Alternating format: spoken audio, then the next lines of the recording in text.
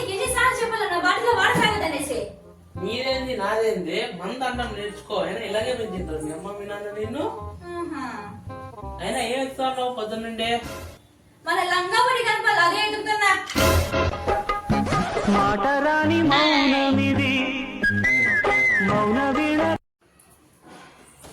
బుజ్జి నీకెవరైనా ₹1 ఇచ్చి నన్ను కొట్టమంటే కొడతావు?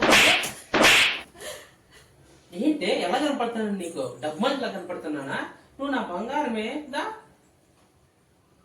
मस्त शेड जो नाही राणीला अप्पा कमला असा ఇది ఏం బెంగళూరు రా బాబు, చలి చంపేస్తుంది. నీకు చలి పెట్టట్లేదు? నాకెందుకు చలి పెడుతుంది? నాకు పెళ్ళి అయింది. నీకు పెళ్ళైతే చలి పెడదా? నిన్న నేను అడిగి చలి ఎందుకు పెడుతుంది చెప్పు? నిప్పుతో నేషనల్ గేమ్ ఆడుతున్నావు నువ్వు. బుజ్జి నువ్వు ఇదే విన్నావా? వాడెవరు చనిపోతే ఎలా ఉంటుందో తెలుసుకోవడానికి సూసైడ్ చేశాడు బుజ్జి. వాడెక్కడ దిక్కుమాలవాడే? అంత మాత్రం దానికి సూసైడ్ చేసుకోవాలన్నా? పెళ్లి చేసుకుంటే సరిపోయేది కదా.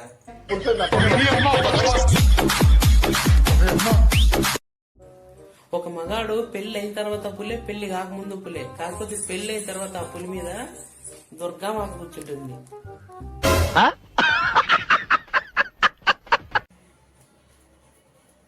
కాదు ఈ మగవాళ్ళు ఎందుకు ఎప్పుడు చూసినా కట్నం కట్నం కట్నం అంటుంటారు?